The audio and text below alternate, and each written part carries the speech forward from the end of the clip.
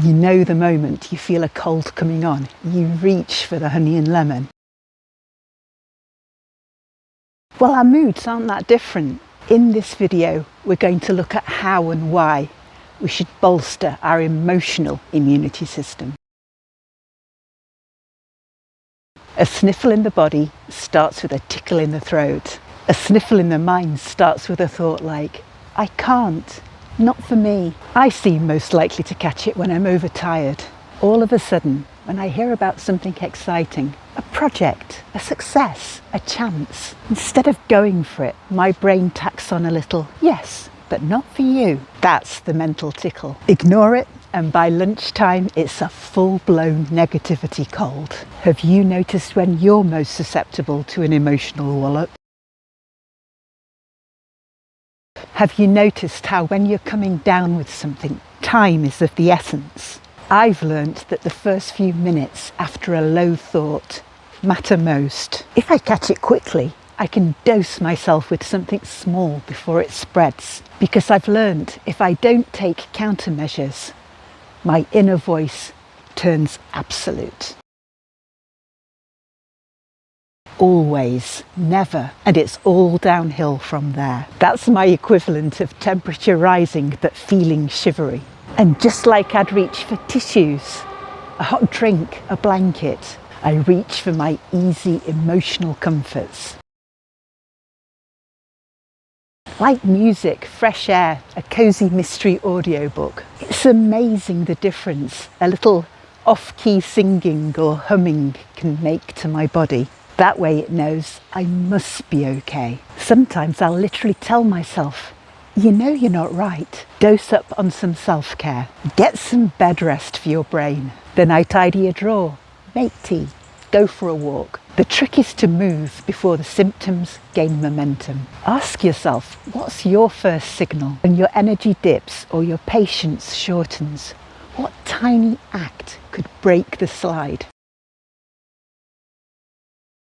Do you find that prevention is better than cure? It certainly is for emotional hygiene. A single act of self-care ahead of time is worth more than a few when you've sunk under. You wouldn't wait until flu season to start eating fruit.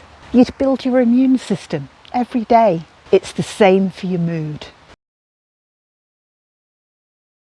Tiny daily emotional vitamins keep your defences strong. My routine isn't glamorous, but it works. I start the day with a few minutes focused breathing or meditation, and then a few lines of gratitude typed into my phone. It sets me up. At 2 p.m, I get an affirmation reminder, and I'll pause for a hot drink, a gentle stretch. I never know how much I needed it until I feel my muscles sigh with relief. In the evening, I'll read or watch something that makes me smile. These tiny habits might not stop life feeling hard, but they do mean that a bad moment stays a moment and doesn't become a day. Think of them as tiny little top-ups of sunlight and sanity. Yours might look different. Chatting with a friend, gardening, a podcast. What matters is that it's regular enough to build emotional immunity. What do you know has a guaranteed feel-good factor in your world? Isn't it funny how at home we have a cupboard or a drawer filled with vitamins or fast remedies, but we don't necessarily notice that we need the same for the mind? We all need to top up on our personal honey and lemon supply to nurture and bolster our mental and emotional well-being. My cabinet is simple. A playlist to dance to, a playlist to sing and hum to, stashes of favourite poems and quotes, reminder alarms to back up my intention or lift my spirits. I don't need anything fancy, just quick and simple. That way I don't put it off or skip it. I also keep comfy clothes, blankets, cushions, so it's easy to snuggle down and reset. I've noticed that different things suit different times, but a good book is probably my most stalwart fallback. None of it is complicated. But when I feel the negativity sniffles coming on, I don't think, I just reach. Your own kit might include movement, prayer, creativity, cooking, Whatever soothes or energises you. The important bit is finding out what suits you best and making it readily available for when you need it. Because when we're tired, we forget the things that help. Building the kit in advance is like keeping paracetamol in the cupboard.